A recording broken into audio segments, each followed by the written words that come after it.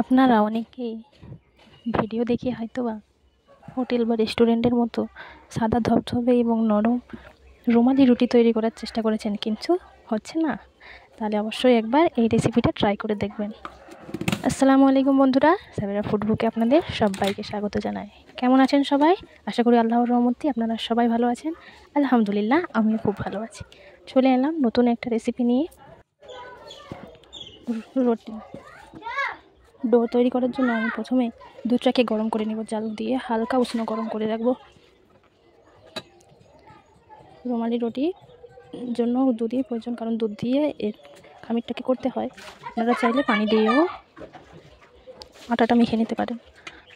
নিয়ে নিলাম 2 বাটি ময়দা, অল্প চিনি, অল্প নুন, সামান্য তেল এবং অল্প আমল দুধ গুঁড়া। আমল দুধ গুঁড়া দিলে খেতে অনেক সুস্বাদু হয়, আর এই রুটি খেতে সত্যিই বলছি অসাধারণ হয়, যেহেতু এই রুটিটা দুধ দিয়ে মাখা হয় এবং এতে পাউডার দুধ দেওয়া হয় তার জন্য। এবং দেখতেও একদম সাদা ধপধপে হয় আর খুবই নরম হয়।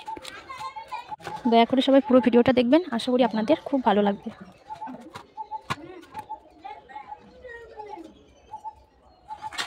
রুটিটা এইভাবে অল্প অল্প দুধ দিয়ে একদম নরম করে মেখে ঢাকা দিয়ে 1.5 ঘন্টার মতো রেস্টে রেখে দেবো। এই ডোটাকে যতক্ষণ আপনি রেস্টে রাখবেন ততই নরম হবে। আমার কাছে টাইম ছিল না, প্রায় আধা ঘন্টার মতো আমি রেস্টে রেখেছিলাম। আর আপনাদের হাতে যদি টাইম থাকে বেশিক্ষণ রাখবেন। এই দেখুন আধা ঘন্টার মধ্যে কতটা নরম হয়ে গেছে। এরপর আস্তে আস্তে লেচি কেটে নেব। লেচি কেটে সব একসাথে রেখে দিলাম।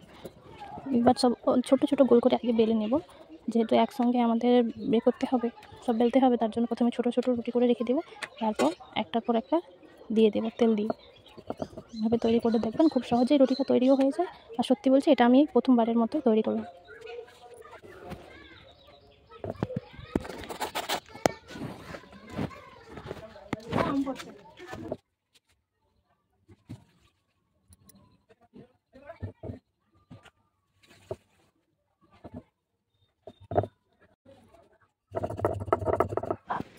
সব একসঙ্গে করে একটা বড় গোল করে কেটে নিতে হবে। আমি এতটাই বড় করতে পেরেছি, কারণ এর থেকে আর বড় তাওয়া আমার কাছে নেই। আপনাদের কাছে যদি থেকে থাকে এর থেকেও বড় করতে পারেন, তাহলে আরও বেশি সুন্দর হবে, কারণ আরও পাতলা হবে।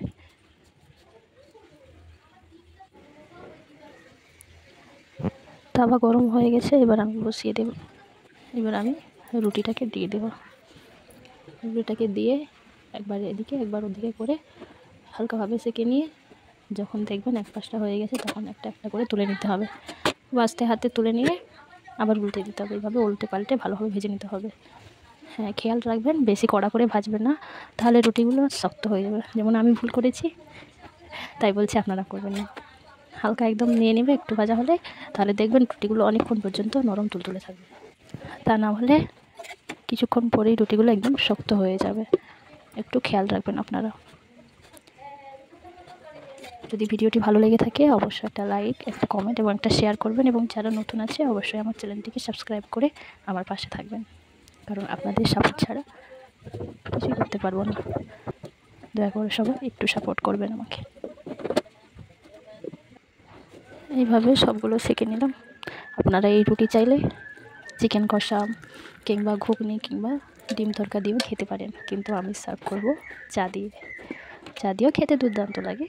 যেহেতু সকালের নাস্তায় বানিয়েছিলাম, তাই আর বেশি কিছু করলাম না, চা দিয়েই পরিবেশন করলাম। অবশ্যই একবার ট্রাই করবেন এবং আমাকে অবশ্যই কমেন্ট করে জানাবেন আপনাদেরটা কেমন হলো। সবাই ভালো থাকবেন, সুস্থ থাকবেন। দেখা হবে অন্য একটা নতুন রেসিপি নিয়ে। ধন্যবাদ।